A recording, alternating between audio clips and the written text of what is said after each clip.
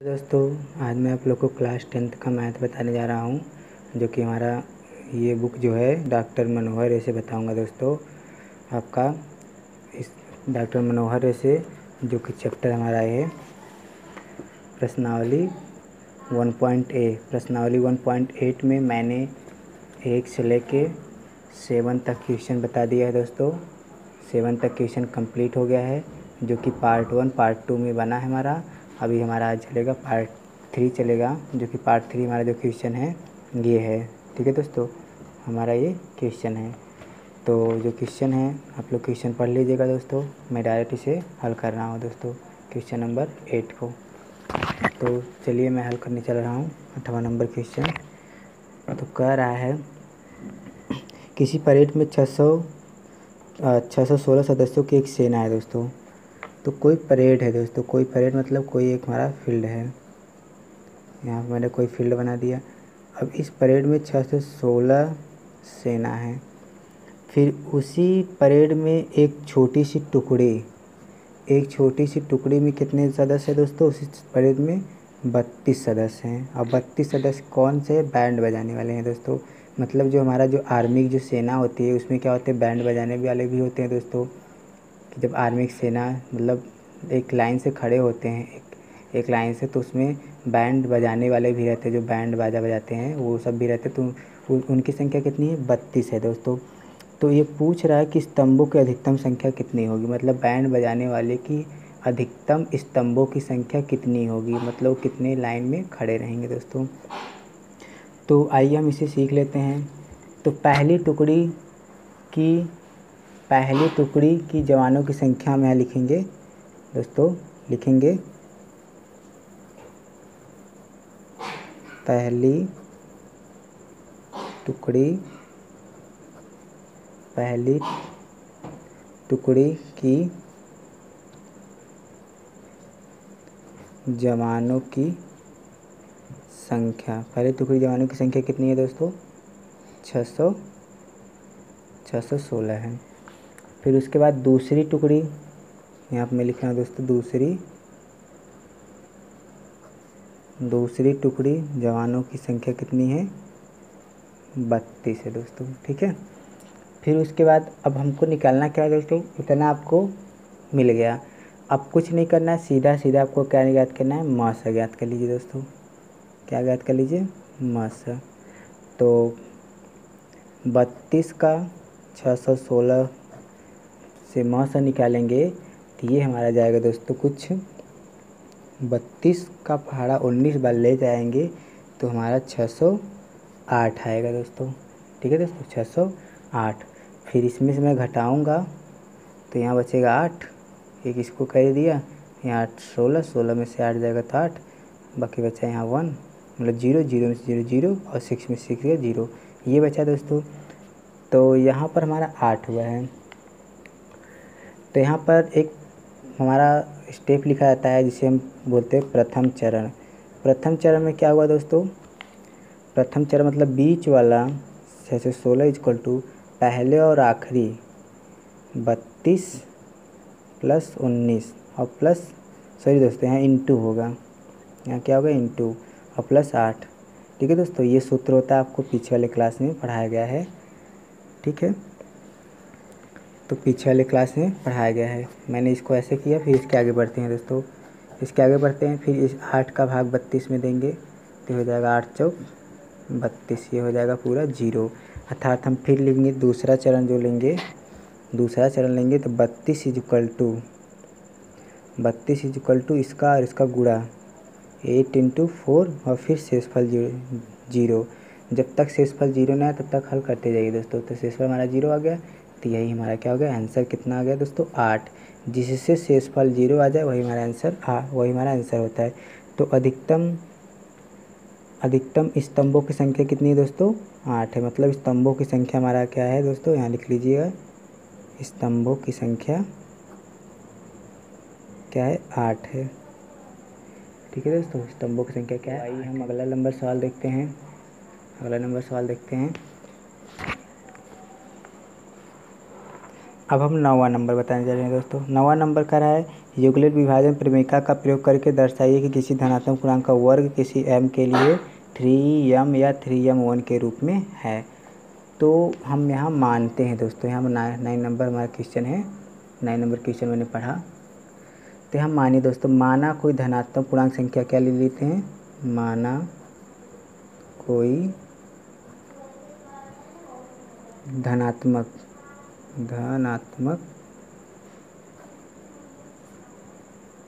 पूर्णांक संख्या, माना कोई धनात्मक पूर्णांक संख्या कुछ भी मान सकते हैं, x y z कुछ भी ले सकते हैं। तो हम ज़्यादातर x ही लेते हैं, तो हम x ही लिख रहे हैं। ठीक है, ठीक। अब आगे तो हमारा सवाल क्या दिया है दोस्तों, सवाल हमारा क्या है 3m + 1, ये हमारा सवाल दिया है। तो ये हमारा ये सवाल दिया गया है दोस्तों, यहाँ लिख लीजिएगा दिया है। और हमारा कोई धनात्मक जो पूर्णांक संख्या हम x माने हैं। तो अर्थात जब x = इसी को मान लेंगे, तो हम जो यहाँ पर 3 है 3 रखेंगे, m के स्थान पर हम दोस्तों रख लेते हैं क्या q, ये m के स्थान पर q रखते हैं। ये क्यों रखा जा रहा है दोस्तों, आगे चल के आपको जब आगे सवाल हल होगा तो आपको समझ आ जाएगा कि ये क्यों रखा जा रहा है। x कामा मतलब 3q, फिर m का स्थान पर हम रखेंगे q + 1। ठीक है दोस्तों, इतना मैंने बदल दिया, यहाँ पर m था मैंने q रख दिया।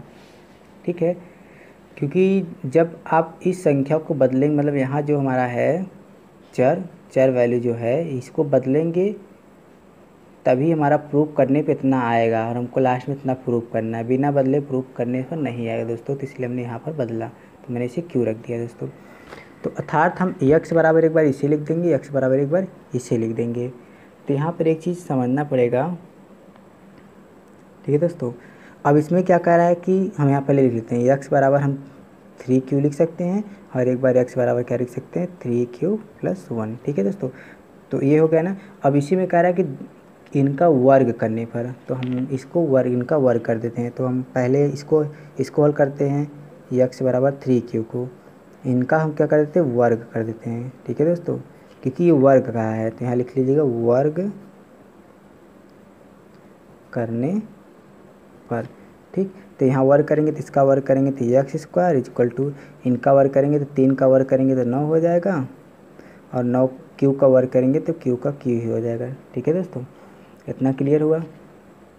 x², यहाँ 9 को 3 × 3 q का स्क्वायर लिख सकते हैं, इतना क्लियर हुआ। अब हम एक चीज़ और यहाँ पर, चूँकि आपका m इसे हम मान लेते हैं m, इसके बराबर m मानते हैं, m = 3q²। तो जहाँ 3q² हम m मान लेते हैं, तो x²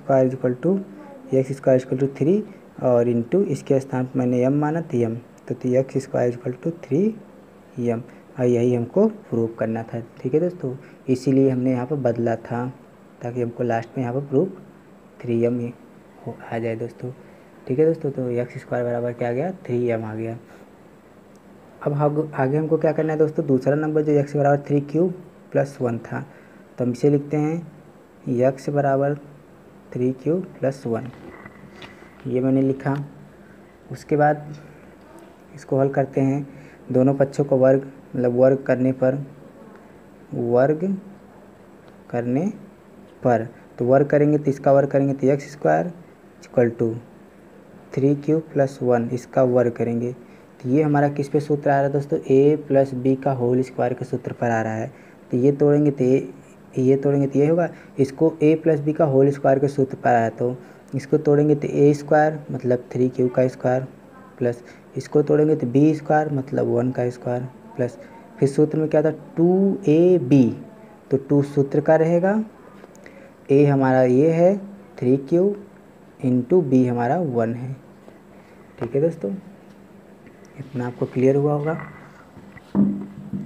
अब आगे समझाते हैं।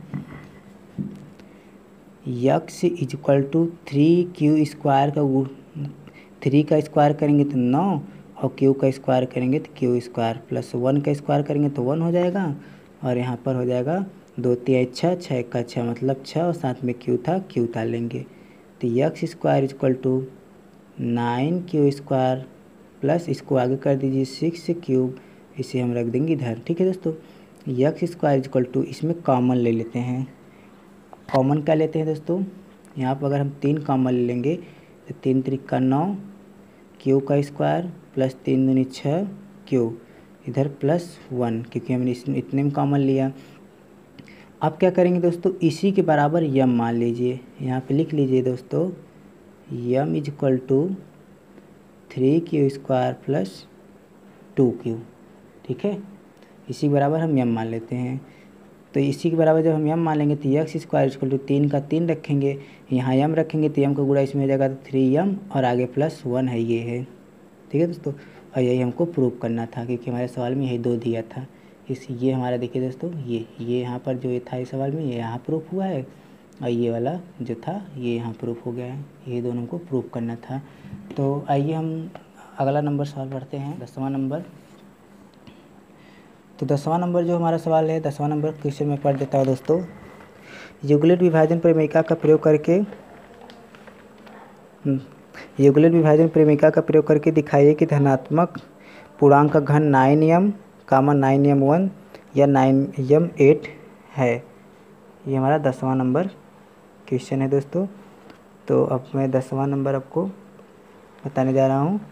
तो आइए समझते हैं। 10 नंबर मैंने क्वेश्चन पढ़ दिया दोस्तों, अब आपको बताने जा रहे हैं। तो मैंने आपको पहले ही बताया था कि मान लीजिए यहाँ पर कोई धनात्मक पूर्णांक यक्स है। तो यहाँ पर क्या लिखेंगे हम दोस्तों, कोई धनात्मक पूर्णांक संख्या, यहाँ मान लीजिए धनात्मक पूर्णांक संख्या क्या है, यक्स है। ज़रूरी नहीं कि हम यक्स ही ले दोस्तों, कुछ भी ले सकते हो आप। तो मैंने यक्स लिया। तो यक्स इज इक्वल टू सवाल में आपका क्या था दोस्तों, यहाँ पर था सवाल जो था 9m, 9m+1 और 9m+8, यही प्रूव करना है। तो हम आपको बताए थे यम के स्थान पर हम क्यू रख सकते हैं। तो यहाँ हो जाएगा 9q, हो जाएगा 9q+1, 9q+8। ठीक है, यक्स बराबर हम इतना रख लिया। तो जब यक्स बराबर मैंने इतना ले लिया दोस्तों, तो यहाँ पर हमको एक चीज़ समझना है। क्या समझना है, ध्यान से समझिएगा दोस्तों, बहुत ही इम्पोर्टेंट है हमारा ये चीज़ समझना। ठीक है, समझना आपको ये है कि इसमें कह रहा है कि वर्ग करने पर, क्या कह रहा है दोस्तों, इसमें वर्ग करने पर, सॉरी वर्ग नहीं, इसमें कह रहा है घन, इसमें कह रहा है घन करने पर। तो घन का मतलब होता है पावर पर 3, मतलब उसके पावर 3 होगा। तो हम पहले इसको लेते हैं दोस्तों, क्या करते हैं, इसको लेते हैं। तो x is equal to 9q, इसका क्या करते हैं, दोनों पक्षों का घन कर देते हैं, दोनों तरफ क्या कर देते हैं दोस्तों, घन करने पर, क्योंकि सवाल में कहा है घन करने पर, क्योंकि आपको सवाल में क्या है, घन कर दिया जाए। तो इस पर घन करेंगे तो यक्स का क्यूब, इसी को घन कहते हैं दोस्तों। इसका 9q का क्यूब घन करिए, यक्स का क्यूब, इसका हो जाएगा, यहाँ पर एक चीज़ मैंने थोड़ा से मिस्टेक कर दिया है दोस्तों, आप लोग भी मिस्टेक मत करिएगा। यहाँ पर हमको क्या करना है, b बराबर 3 लेना है। ठीक है दोस्तों, b बराबर 3 लेना है, अर्थात जहाँ q रहता है वहीं पर हमारा b भी रहता है। आप लोग एक सूत्र पढ़े होंगे, ये a बराबर BQ+R, ये पढ़े होंगे। तो q के बगल हमारा b होता है, तो q के बगल हमारा b होता है, b है यहाँ 9 है, तो 9 को हम क्या ले लेंगे, 3 ले लेंगे। ठीक है दोस्तों, तो यहाँ पर हो जाएगा हमारा 3 का क्यूब, यहाँ क्या हो जाएगा, 3 का क्यूब। जब 3 का क्यूब करेंगे, अब तो 3 का क्यूब करेंगे तो 27 क्यूब हो जाएगा दोस्तों, क्या हो जाएगा, 27 क्यूब। तो यक्स क्यूब, यहाँ 27 क्यूब का क्यूब, यहाँ 3, अगर हम इसे खंड करेंगे तो 3 इंटू हो जाएगा हमारा 9 क्यूब का क्यूब होगा दोस्तों, ये हो जाएगा इतना। तो अब हमको क्या करना है दोस्तों, यहीं पर आपको समझा रहे दोस्तों कि जब हम यहाँ पर अब हम यम बराबर ले लेंगे 9q का क्यूब, हमने यम बराबर, यहाँ मतलब इसके बराबर हमने ये ले लिया, इसके बराबर m ले लिया, तो x क्यूब इजकल टू 3 और इसके बराबर मैंने m लिया हूँ। देखिए दोस्तों यहाँ पर मैंने लिख दिया m, तो ये हो जाएगा x cube is equal to 3m। ठीक है दोस्तों, तो हमारा पहला हमारा प्रूफ हो गया। अब दूसरा करना है दोस्तों, तो दूसरा देख, अब दूसरा हमारा क्या है 9m + 1 है, तो हम यहाँ लिखेंगे x इजकल टू 3q + 1 है दोस्तों। इसमें 9q + 1 है, तो हमने यहाँ पर 3 लिया क्योंकि ये b, यहाँ b का मान रखेंगे तो यहाँ हो जाएगा 3। ठीक है दोस्तों 3। अब दोनों तरफ क्या करेंगे, घन कर देंगे, दोनों तरफ घन कर देंगे, तो ये हो जाएगा x²। घन का सूत्र पढ़ेंगे दोस्तों, a + b का होल क्यूब का सूत्र होता है a³ + b³ + 3ab कोष्टक में a + b, ये हमारा सूत्र होता है। तो ये हो जाएगा a³ + b³ प्लस हो जाएगा 3, a का मान हमारा 3q है इंटू b का मान 1 है, कोष्टक में 3q + 1 ये हो जाएगा। तो यहाँ पर क्यूब होगा दोस्तों, क्योंकि दोनों तरफ क्यूब लेने पर, यहाँ पे लिख लीजिएगा दोनों तरफ क्यूब लेने पर। तो a³ मतलब 3 त्रिक 27 क्यूब का 1 का क्यूब करेंगे तो 1 होने ही आएगा, प्लस 3 दूनी 6 का 6 हो जाएगा 6 क्यूब, और यहाँ 3q + 1। ठीक है दोस्तों, x³ इजकल टू 27 क्यूब का क्यूब 1 प्लस 6 क्यूब का गुणा इस 3 क्यूब में करेंगे तो 6 त्रिक 18 क्यूब का स्क्वायर, 6 त्रिक 18 क्यूब का स्क्वायर होगा, क्यूब का और क्यूब का क्यूब स्क्वायर हो जाएगा, फिर 6 1 का 6 क्यूब। ठीक है दोस्तों, x³ इजकल टू 27 क्यूब का क्यूब प्लस, इसको लिख लेते हैं 18 क्यूब का स्क्वायर प्लस 6 का क्यूब प्लस आगे 1 लिख लेते हैं, क्रम वाइज लिखते हैं। ठीक है दोस्तों, तो क्रम वाइज ज़्यादा घात फिर कम घात फिर कम घात फिर एको घात नहीं, ऐसे लिखेंगे। तो x³ इजकल टू, अब यहाँ पर हम कॉमन ले लेंगे दोस्तों, कॉमन क्या ले लेंगे, 3 कॉमन ले लेंगे, 3 9 27 27, 3 9 27 9 क्यूब का क्यूब प्लस 3 6 18 6 क्यूब का स्क्वायर प्लस 3 दूनी 6 क्यूब और आगे प्लस 1 है, ये है। अब यहाँ पे लिखेंगे दोस्तों m बराबर 9 क्यूब का क्यूब प्लस 6 क्यूब का स्क्वायर प्लस 2 क्यूब का क्यूब, मतलब इसके बराबर हमने m मान लिया। ठीक है दोस्तों, तो इसके बराबर हमने क्या मान लिया, m। तो यहाँ आ जाएगा x³ इजकल टू 3, इसके बराबर m मान लिया तो गुणा करेंगे 3m और आगे हमारा प्लस 1 ही है। ठीक है दोस्तों, ये हमारा दूसरा हो गया प्रूफ। अब आगे हम प्रूफ करेंगे दोस्तों, x इजकल टू हमारा क्या है 3³ + 8, ये हमारा तीसरा नंबर, इसका भी घन कर देते हैं। ठीक है दोस्तों, इसका भी घन कर देते हैं, तो ये हो जाएगा x³ इजकल टू, डाइट करें 3 त्रिक 9 त्रिक 27 27 क्यूब का क्यूब a³ + b³ a³। और हाँ, एक चीज़ और मैं आपको बताना चाहता हूँ दोस्तों, ये जो 8 है इसको हम लिखेंगे 2। ठीक है दोस्तों, यहाँ पे मैं सवाल लिख दे रहा हूँ पहले, x बराबर हमारा है 3³ + 8, 8 को हम 2 लिख देंगे। ठीक है दोस्तों, तो यहाँ पर हमने लिखेंगे क्या 2 का क्यूब लिखेंगे। ठीक, तो यहाँ पर हम लिखेंगे 2 a³ + b³ b³ मतलब 8, 2 का क्यूब करेंगे तो 8 हो जाएगा, रख देते हैं ऐसे, प्लस 3ab, तो 3 सूत्र का a हमारा 3³ हो जाएगा इंटू b हमारा 2, कोष्टक में 3³ + 2 ये हो जाएगा।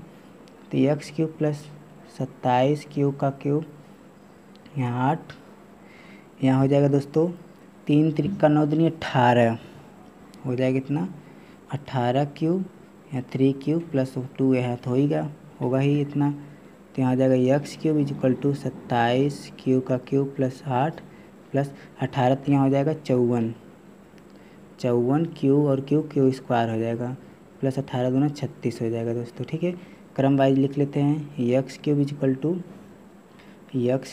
हो जाएगा 27 क्यूब का क्यूब प्लस 54 क्यूब का स्क्वायर प्लस 18 दूना 36 क्यूब, क्योंकि यहाँ क्यूब था, तो यहाँ आ जाएगा 36 क्यूब, यहाँ आगे इस तरफ 8 लिख लेते हैं, यहाँ कॉमन ले लेते हैं दोस्तों एक्स क्यूब, यहाँ हम 9 कॉमन ले लेते हैं। 9 कॉमन लेंगे तो 9 3 27 क्यू का क्यूब प्लस 9 छक 54 क्यू का स्क्वायर प्लस 9 चौक 36 क्यू। ठीक है दोस्तों, और आगे हमारा प्लस 8 है ये। इसके बराबर हम क्या मान लेते हैं दोस्तों, इसके बराबर हम यम मान लेते हैं। ठीक, यहाँ पर हम इसके बगल में कहीं लिख लीजिएगा दोस्तों आप लोग, चूँकि यम इज इक्वल टू इतना, हमारा यम इज इक्वल टू इतना मान लेते हैं। तो यक्स इज इक्वल टू 9 है ये है, यहाँ अगर हम यम लिखेंगे तो यम का गुणा इसमें करेंगे तो हो जाएगा 9m, और आगे हमारा 8 है ये है।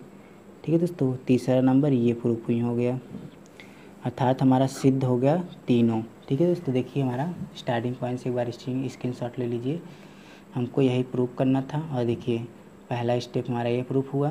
3 क्या लाना था दोस्तों, पहले स्टेप में हमको क्या लाना था,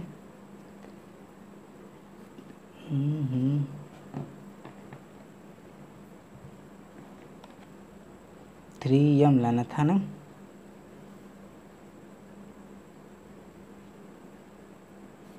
तो हमारा ये प्रूफ हो गया दोस्तों। ठीक है, आप इसे लिख लीजिए, और इसमें कोई समस्या हो तो कमेंट बॉक्स में कमेंट ज़रूर करिएगा दोस्तों। दूसरा नंबर हमारा ये है, तीसरा नंबर हमारा यहाँ पर है नीचे। ठीक है दोस्तों, ये हमारा तीसरा नंबर था। ठीक है, यहाँ जो 3 है आप यहाँ 9 बना सकते हैं दोस्तों, यहाँ पर 3 को हम 9 बना सकते हैं। ठीक है दोस्तों, तो आपका प्रूफ सही हो जाएगा। यहाँ जो 3 है यहाँ पर आप 9 लिख सकते हैं। तो आइए हम आगे समझते हैं। अब अगला नंबर जो क्वेश्चन है हमारा है उसे समझ लेते हैं। 11 नंबर,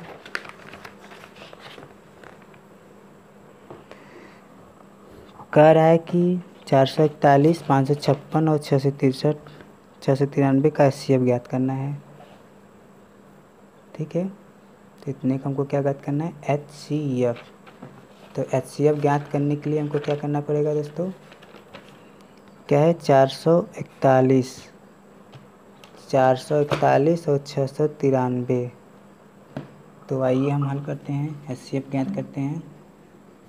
11 नंबर, तो क्या है, 441 कामा 567 कामा 693। यहाँ पर हमने क्या कर दिया, HCF इसका ज्ञात किया। ठीक है, तो HCF ज्ञात करेंगे तो सबसे पहले हम क्या लिखेंगे, 693 बड़ा है 567 से, अर्थात 567 से भाग देंगे।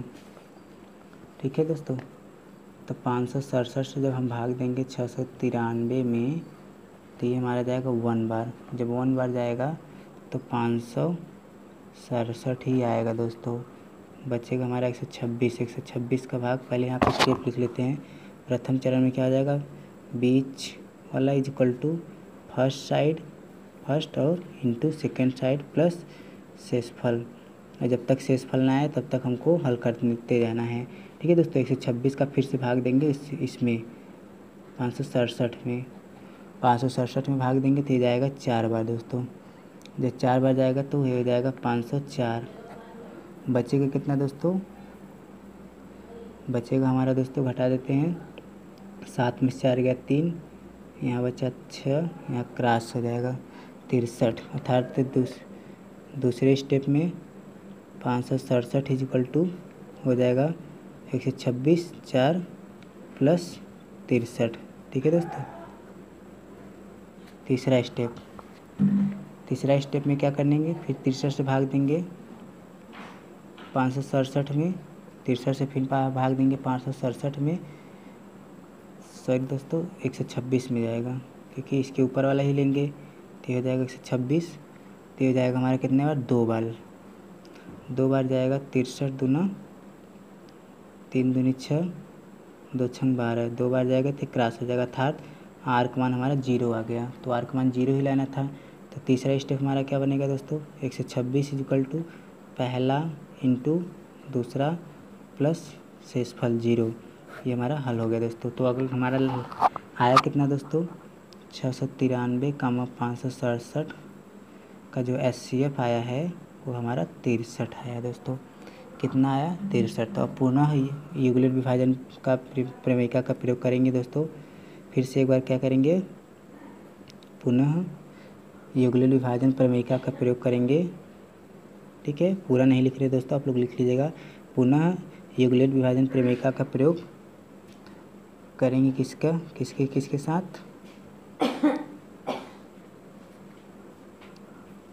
693 और 567 का जो, सॉरी दोस्तों ये नहीं होगा, तो पुनः करेंगे तो हमारा आएगा 63 आया था, 63 लेंगे। और छूटा कौन था दोस्तों, छूटा था हमारा 441 ना, यही छूटा था। तो अब इसके साथ करेंगे 441 के साथ, तो 441। अब हम अर्थात हम भाग देंगे किस में, 63 से 441 में। 63 से 441 में भाग देंगे तो 7 बार जाएगा, 7 बार जाएगा तो 441 क्रॉस हो जाएगा। अर्थात जो हमारा स्टेप बनेगा पहला चरण का वो बनेगा 441 = पहला इंटू दूसरा प्लस शेषफल, जिससे शेषफल आएगा वही हमारा आंसर। तो शेषफल हमारा इसी से आया तो हमारा आंसर भी क्या हो जाएगा, 63 ही हो जाएगा। अर्थात हम यहाँ लिखेंगे 441, 567 और 693 का HCF कितना है, 63 है दोस्तों। ठीक है, स्क्रीनशॉट ले लीजिए आप लोग, स्क्रीनशॉट हो गया दोस्तों। अब हम आगे चलते हैं।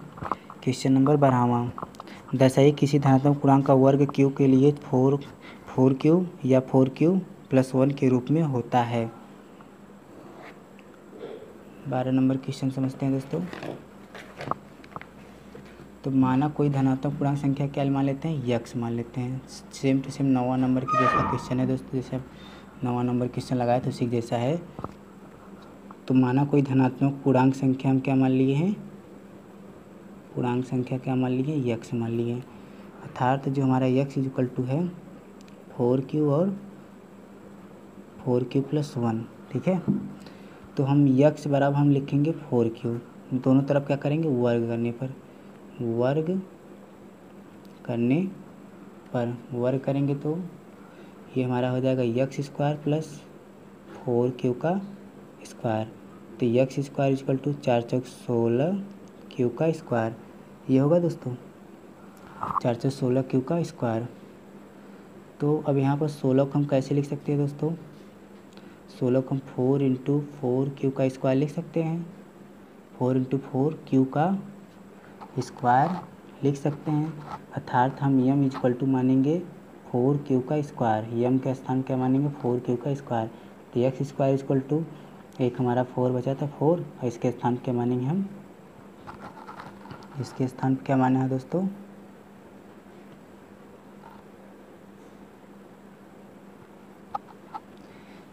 यहाँ पर हमारा जो है दोस्तों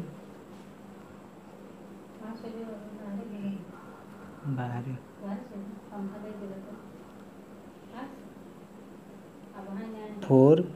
अब यहाँ पर हम m माने हैं तो यहाँ पर मान लेंगे क्या, m। ठीक है, तो x² = 4m, ये हमारा पहला आंसर हो गया। ठीक है दोस्तों, अगर हम यहाँ पर पहले ही अगर हम m लिख लेते हैं, अगर हम क्या कर देते हैं, पहले ही अगर हम यहाँ पर m लिख देते हैं,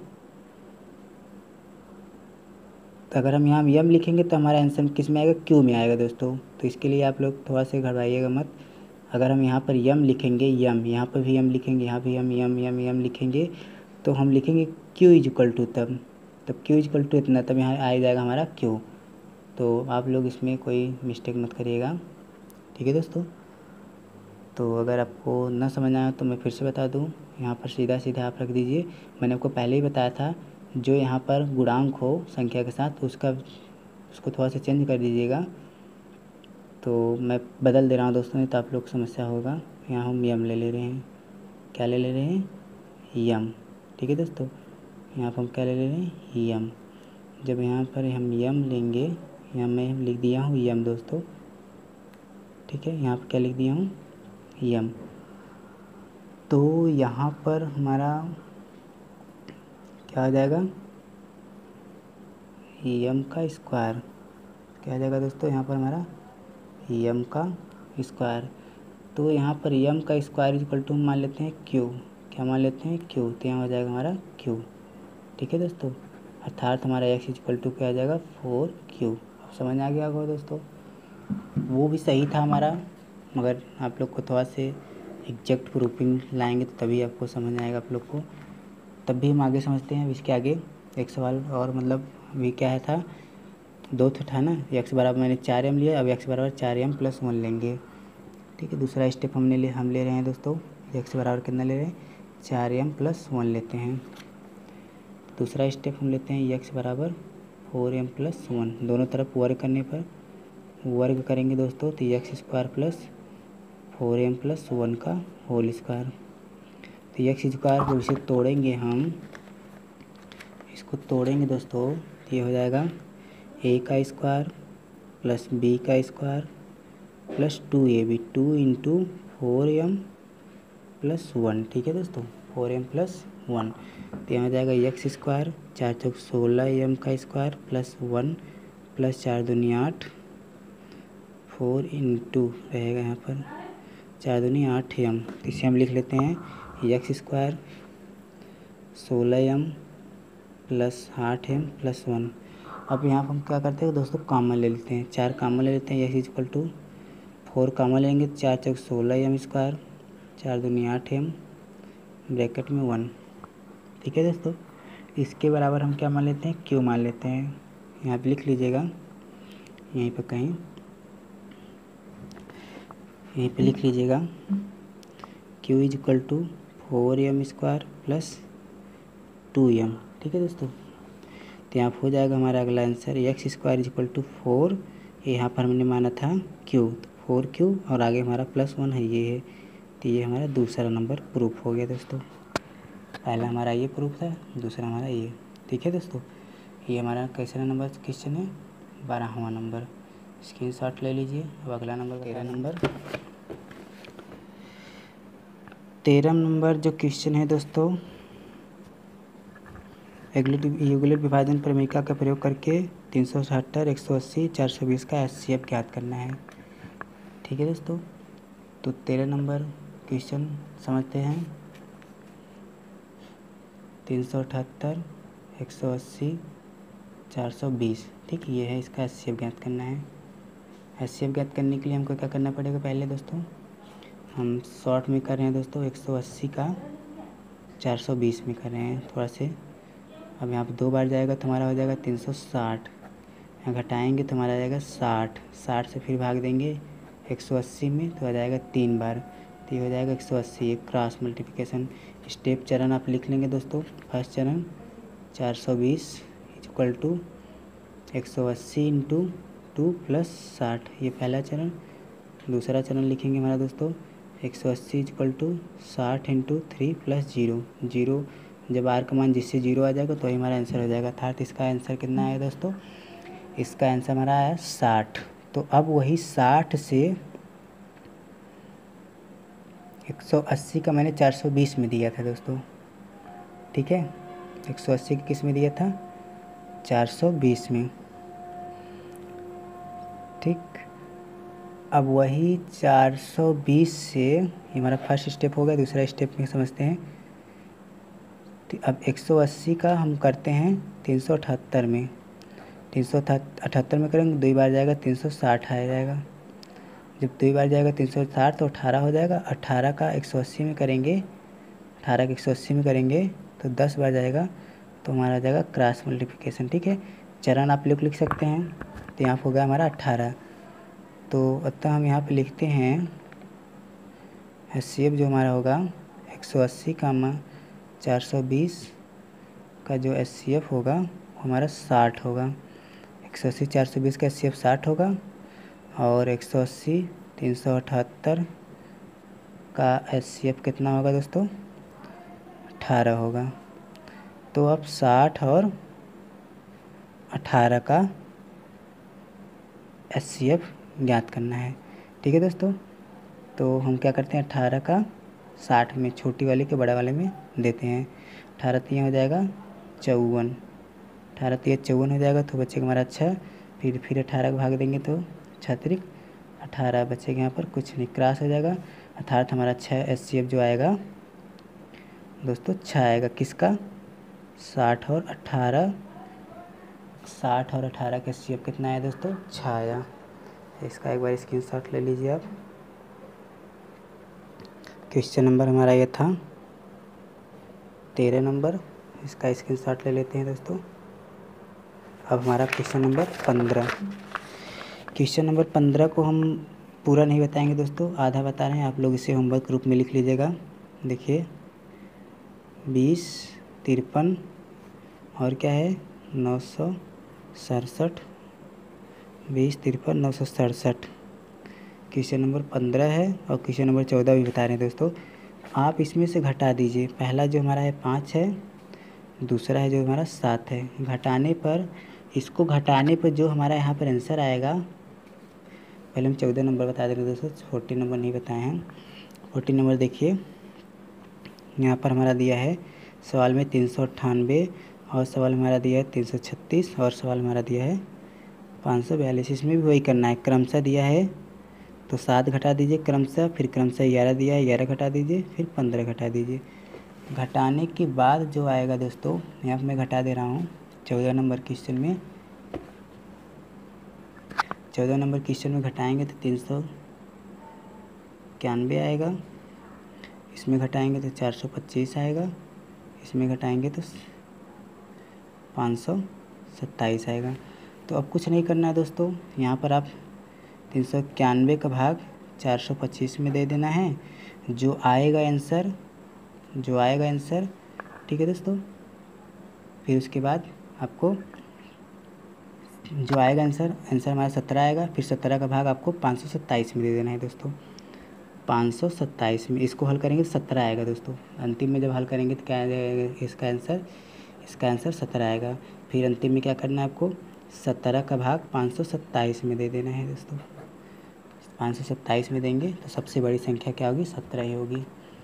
सबसे बड़ी जो संख्या होगी 17 ही आएगी दोस्तों। आप लोग इसे हल कर लीजिएगा, मैं इसको ही बता दे रहा हूँ। 15 नंबर जो क्वेश्चन है, 15 नंबर भी क्वेश्चन बहुत ही आसान क्वेश्चन है दोस्तों, बस कुछ नहीं करना है, घटा दीजिए। घटाने के बाद आपका आएगा 20, 48, यहाँ भी घटाने के बाद 960, और बस कुछ करना नहीं है, 960 का 20, 48 में भाग दे देना है। भाग देने के बाद लास्ट में जो संख्या आएगी दोस्तों वो हमारी आएगी 64, अतः जो बड़ी संख्या होगी 64। इतना तो कर ही सकते हैं दोस्तों आप लोग। अब ये चैप्टर समाप्त हो गया, अब अगला चैप्टर चलेगा दोस्तों